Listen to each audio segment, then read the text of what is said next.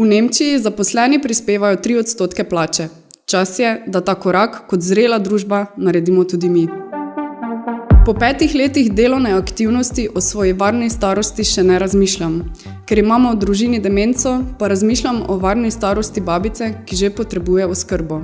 Razmišljam tudi o tem, da si želimo ohraniti določeno neodvisnost, če bodo nekoč potrebovali oskrbo moji starši, jaz pa si bom ustvarila življenje nekje drugje in ne bom zmogla doplačevati pomoči za svoje najbližje.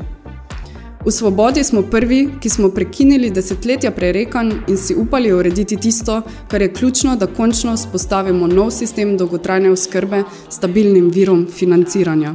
Naš edini interes je, da poskrbimo, da tisti, ki rabijo pomoč, to pomoč tudi dobijo, ne glede na to, ali si jo lahko privoščijo. Če si želimo varne starosti zase in za svoje starše, si jo moramo priskrbeti skupaj, vse generacije, na solidaren način. V družini imamo demenco. V zadnjem stadiju bolezni si popolnoma odvisen od druge osebe. Za svojo babi bom prispevala 1% plače, da ji ne bo treba plačevati visokih dodatkov za oskrbo.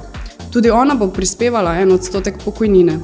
Pri minimalni pokojnini to pomeni 7 evrov, oskrba dementne osebe na domu pa lahko stane krepko čez 1000 evrov. Kje pa so še stroški hrane in ogrevanja? Novo zavarovanje za dolgotrajno oskrbo že od 90 let poznajo v Nemčiji, kjer zaposleni prispevajo po 3% plače. Čas je, da ta korak kot zrela družba naredimo tudi mi. 1% plače za varno in dostojno starost ni preveč.